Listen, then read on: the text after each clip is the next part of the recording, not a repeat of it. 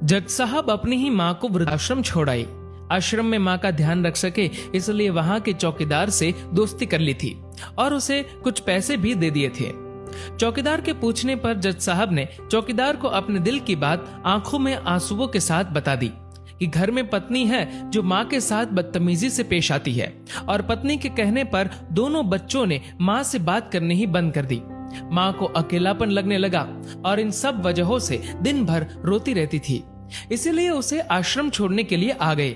तो चौकीदार ने कहा, जज साहब आपके सामने सारे सबूत थे कि कौन सही और कौन गलत है, लेकिन अपनी ही माँ के साथ न्याय नहीं कर पाए तो औरों के साथ क्या न्याय करते होंगे आप। ये बात जज साहब के दिल को चुभ गई। चौकीदार की इतनी सी बात का इतना असर हुआ कि 2 रात नींद नहीं आई, 2 दिन से खाना नहीं खाया और कोर्ट भी नहीं गए। ऐसा लग रहा था जैसे एक चौकीदार ने जज साहब की दुनिया हिला दी हो। तीसरे दिन जज साहब अपने रूम से बाहर आए।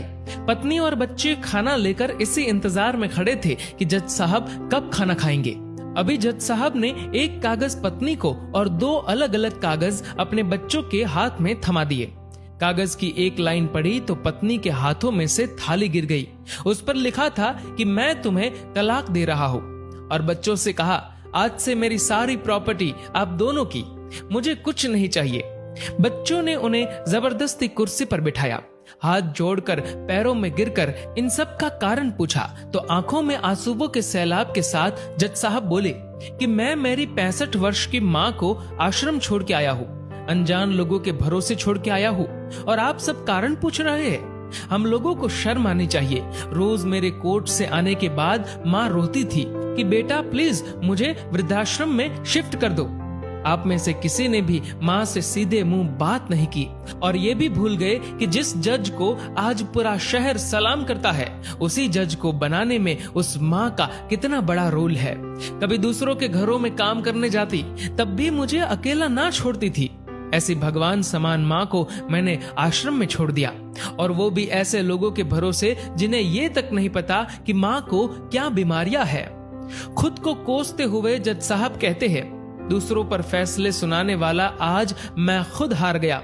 मैं जज नहीं बल्कि गुनहगार हूँ, और मैंने जो गुनाह किया है वो शायद कानून तो माफ कर देगा, लेकिन ईश्वर के कोर्ट में वो कभी माफ नहीं होगा। ये कहते हुए जज साहब बोले कि अब मैं अपने पापों का प्रायश्चित करने जा रहा हूँ। मैंने अपना सब कुछ आप लोगों को सौंप दिया है और अब अपनी माँ के साथ आश्रम में रहूंगा और उनकी सेवा करूंगा। पत्नी से जज साहब ने कहा कि याद रखना, आज तुमने उस माँ को आश्रम भिजवाया, तुम भी एक माँ हो, कल तुम्हें भी कोई आश्रम भेजेगी, तब तुम्हें मेरे इन शब्दों का अर्थ सही मायने में समझ आएगा। ये बोलकर जज साहब आश्रम के लिए चल दिए। आधी रात को चौकीदार भी जज साहब को देखकर चौंक गया। आश्रम के अंदर दाखिल हुए तो देखा माँ सो रही थी। करीब जाकर देखा तो पूरे परिवार की तस्वीर से लिपटकर रोते हुए माँ सो गई थी। आश्रम का प्रशासन भी जाग गया, क्योंकि पीछे पीछे पत्नी और बच्चे भी आ गए थे। उन्हें ये एहसास हो गया था कि उन्होंने क्या पाप किया है। तभी आश्रम की एक कर्मचारी बोली, हम इन्हें आपको नहीं सौंप सकते, क्या पता कल आप इन्हें मार दो तो। ये सुनते ही जज साहब की पत्नी को दिल में बहुत दर्द हुआ। वो बोल उठी कि मैडम जी, शायद हमारे हाथों बहुत बड़ा पाप हुआ है, मानते हैं, लेकिन अब हम इन्हें मारने नहीं, इन्हें एक नया जीवन देने आए हैं। आश्रम के सभी बुजुर्गों की आंखों में आंसू थे। सब के सब रो पड़े। खुशी के आंसुओं के साथ माँ को घर ले आए। लेकिन वही आश्रम में अनेक आंखें ऐसी थी जो किसी ना किसी का इंतजार कर रही थी। माँ, तेरा कर्ज मुझसे अदा क्या होगा, तू अगर नाराज है तो खुश मुझसे खुदा क्या होगा। दोस्तों, इस कहानी को लेकर आपकी क्या राय है, नीचे कमेंट करके जरूर बताएगा।